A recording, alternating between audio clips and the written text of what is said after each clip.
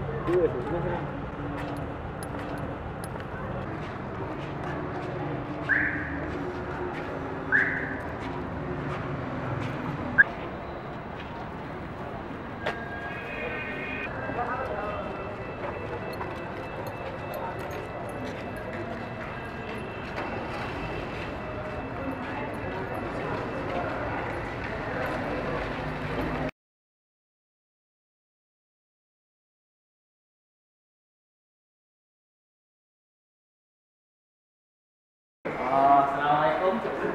Ini kami tak bercakap Di sini ada satu kertas kita. Siapa yang volunteer dari kita dari senang dari sini Aku harap semua boleh bagi sumbangan sikit untuk bantu adik kita. Nanti sikit mana?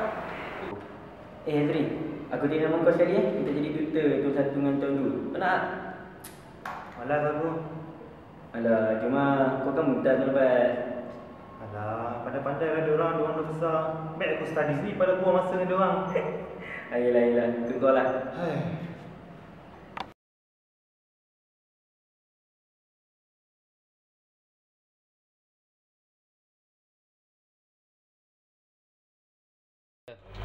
Weh, Hendrik. Apa dia? Hendrik. Kenapa?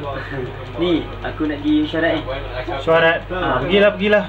Di rumah kau. Tak ada live tu lah. Okey. Okey, jom. Dialah permata yang dicari selama ini ku temui. Assalamualaikum. Ya, saya nak cari Mushrif. Sorry. Busy. Sorry ya. Okey. Cari Mushrif lain. Okey.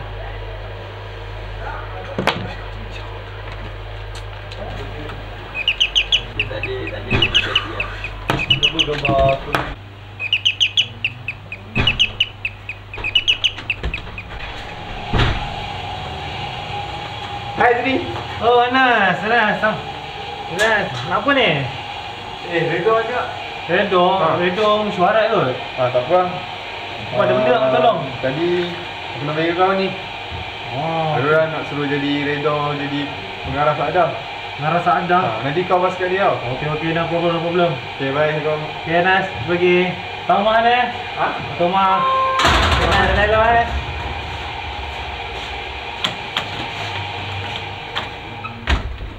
Ngarah Saadah.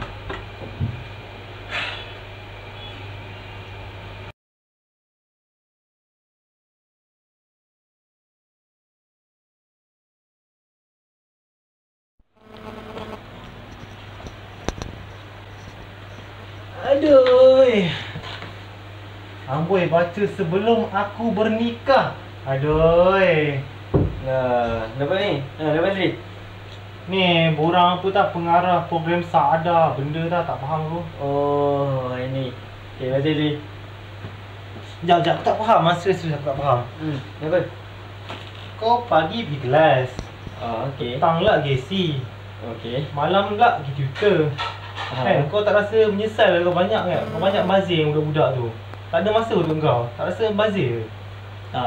Bukan bazir Hendrik. Ni pembayaran. Pembayaran apa kalau kau pakai sendiri? Ha?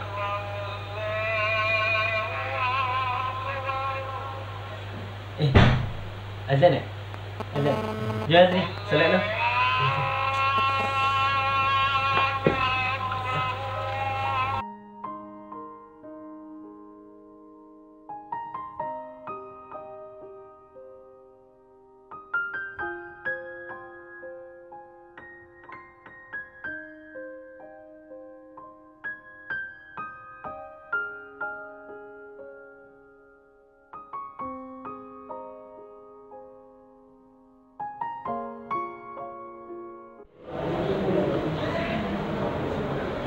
Ah, Semaya.